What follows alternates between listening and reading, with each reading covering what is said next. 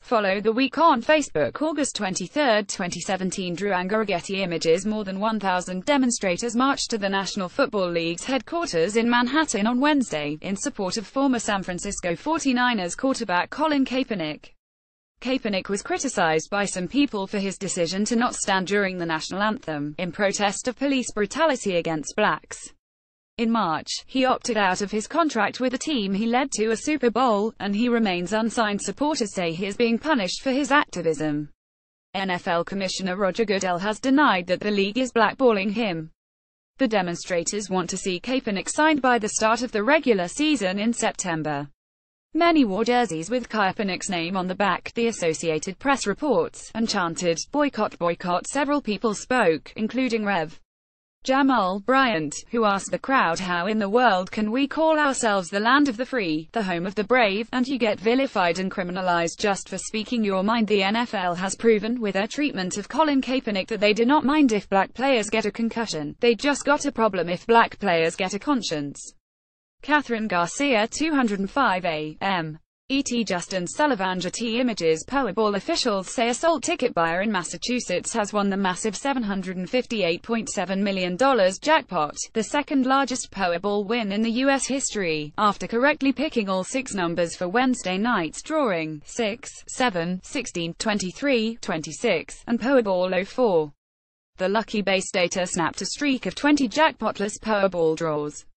There were also some lesser winners. 2 tickets sold in Florida matched the first 5 numbers, earning $1 million apiece, while 4 people won $200,000 and 24 players won $50,000. Powerball tickets, sold in 44 states, Washington, D.C., Puerto Rico, and the U.S. Virgin Islands, cost $2, and the odds of winning the jackpot were about 1 in 292.2 million. The winner can take a lump sum of $480.5 million or opt for 30 payments over 29 years. Most winners opt for the cash payout. Peter Weber, 137 AM. ET. On Wednesday, Texas Gov. Greg Abbott declared a preemptive state of disaster for 30 counties, and Louisiana Gov. John Bell Edwards set up a crisis task force to prepare for Tropical Storm Harvey, expected to make landfall in Texas on Friday night or Saturday morning as a Category 1 hurricane. The National Weather Service and state and local officials are especially worried about Harvey because it is slow-moving and expected to dump 1,015 inches of rain or more on Houston and surrounding areas over the weekend as it crawls northeastward. The National Weather Service issued its first-ever storm surge watch for Calhoun County, Texas, some 150 miles southwest of Houston, meaning that water could rise 4 to 6 feet above ground. Harvey could become the first major natural disaster of the Trump presidency, warns Eric Holthouse at Grist. This is the kind of storm you drop everything to pay attention to. It has already been a wet August for the Texas Gulf Coast, and so the ground is saturated and primed to flood, while Houston is especially vulnerable to devastating floods because of poor city planning and lots of pavement, he notes, and the worst models have 20 to 40 inches of rain dumping on parts of Texas and Louisiana. GFS 12Z's solution for Harvey is an epic deluge. A system meanders through Shea, Texas for many days. Flooding obviously major concern. Pic.twitter.com 13 Gay 4G or Ryan Maurer at Ryan Murray. August 23, 2017. Then there's the warming climate. Holthouse says floods like the one in the worst Harvey forecasts have come at an increasingly frequent pace. Since the 1950s, the Houston area has seen a 167% increase in heavy downpours. At least 4 rainstorms so severe they would occur only once in 100 years under normal conditions have hit the area since May 2015. With a warmer climate comes faster evaporation and a greater capacity for thunderstorms to produce epic deluges. If Harvey's rains hit the coast with anywhere near the force of the most alarming predictions, we'd be in for disaster. And judging by how New Orleans and Houston have handled recent rains, coupled with a state of federal disaster relief, we're not ready for it. Grist. You can read more about Harvey's dangers as Grist. Peter Weber, 134 AM. ET. For their first anniversary, Sam Landis' wife gave him a gift that changed his life, a DNA kit that connected him to the family he'd spent decades wondering about. Landis was adopted in 1974 by a couple in Cincinnati. He was 6 months old at the time, and because it was a closed adoption, he was never able to find any of his biological relatives. After his wife, Susan, gave him the DNA kit, they waited for the results, and ultimately connected with a cousin, which led Landis to his birth father, Greg Baker. "I don't have any regrets and I know he doesn't either, and the time was just right for us to meet," Landis told WLWT. "It was God's timing." Landis and his wife flew to Orlando, where they met Baker. His mother, and his wife Landis also found out that his birth mother died in 1997, and he has a half-sister. "When I saw him and he looked just like me, there's no doubt," he said. "A DNA test wasn't even needed. I can't even explain the joy that I felt, and then when I got to hold him and hug him, I felt that we belonged together." Baker told WLWT he always wanted to search for his son, but respected the fact it was a closed adoption. "I always thought about him, always prayed for him," he said. Catherine Garcia, 12:03 a.m. ET. One of the peculiarities of baseball is that in some of the most memorable games, very little happens. So it was in Pittsburgh on Wednesday night. Dodgers left-hander Rich Hill pitched 8 perfect innings, until Pirates shortstop Jordy Mercer got to base on an error in the bottom of the 9th. Hill still had a no-hitter when the game went into extra innings, and then Josh Harrison stepped up to plate in the bottom of the 10th. An incredible way to lose a no-hitter for Rich Hill. Josh Harrison, walk-it-off-pick.twitter.com 5 Dugout Nation at Dugout Nation August 24, 2017. Harrison's leadoff homer ended the game and Hill's 95 no-hitter, giving Pittsburgh the win and Hill the loss. Rich Hill after 8 innings perfect game after 9 innings no-hitter after 10 innings a loss. Life comes at you fast. Your Sports at Your Sports August 24, 2017. According to ESPN's statisticians, Hill still walked away with a record of sorts, albeit one he probably didn't want.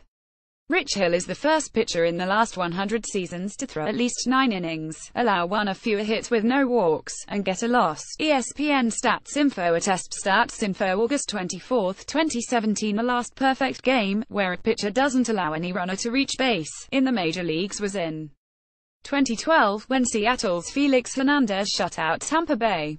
Los Angeles could have retired Hill after 9 innings, but according to the Associated Press, to get official credit for a no-hitter under Major League Baseball rules, a pitcher must complete the game, going 9 innings isn't enough if it goes into extras.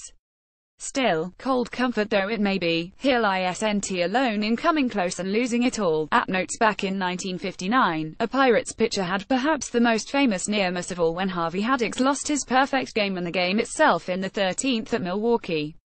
Peter Weber August 23, 2017. Paul J. Richard Sapp. Getty Images. The White House is preparing to send the Pentagon a memo with instructions on how to implement President Trump's proposal to ban transgender people from serving in the armed forces, The Wall Street Journal reports. The new policy will let Defense Secretary James Mattis consider a service member's ability to deploy when deciding whether to remove him or her from the military, the Journal reports, and it gives Mattis 6 months to re-establish the ban on transgender soldiers. The memo also directs the Pentagon to stop paying for gender dysphoria treatments for transgender military members currently serving. Trump announced on Twitter last month he would reinstate the ban on transgender individuals serving in the military, a year after it was abolished by former President Barack Obama. Catherine Garcia August 23, 2017. Mohammed Huwaisap. Getty Images. Most of Yemen's infrastructure has been destroyed and there are shortages of everything from food to medicine, and as fighting rages on, it's unlikely that things will improve anytime soon. The United Nations says the humanitarian crisis in the war-torn Middle Eastern country is the worst in the world, and 10 million people need immediate assistance. The fighting began in 2014, when Houthi rebels faced off against the government in 2015. A Saudi coalition began fighting the rebels in order to restore the government, and today, the Houthis control the west and the government and its backers control the south and east. Over the past 2.5 years, constant airstrikes have killed civilians and destroyed bridges and hospitals, and because the Saudi coalition has shut down the capital's international airport to civilian planes, supplies cannot fly in and sick and injured Yemenis cannot leave for treatment in other countries. The New York Times has an in-depth look at one of the biggest problems facing Yemen: cholera, the bacterial infection that is spread by feces-contaminated water. It is not life-threatening in developed countries, and can be treated with antibiotics, but in Yemen, it's hitting children and the elderly hard. As garbage piles up in the streets and sewage systems fail, Yemenis have to get their water from wells that can easily be contaminated. In just 3 months, cholera has killed nearly 2,000 Yemenis, The Times reports, and more than 500,000 people are infected. Half of all Yemenis do not have quick access to an operating medical center, and many have to borrow money to get treatment. A Yemeni soldier who told The Times he has not been paid in 8 months brought his 6-year-old daughter to the capital, Sana'a, for cholera treatment. She is malnourished, after surviving off of yogurt and milk from neighbors, and her father said they are just waiting for Duma for a breakthrough from heaven. As humanitarian workers watch the situation deteriorate, they are cognizant of the fact that if they had additional funds, they could make more of a difference. The United Nations estimates Yemen needs $2.3 billion in humanitarian aid this year, but only 41% has been received. Read the entire report at the New York Times. Catherine Garcia Seymour Speed reads.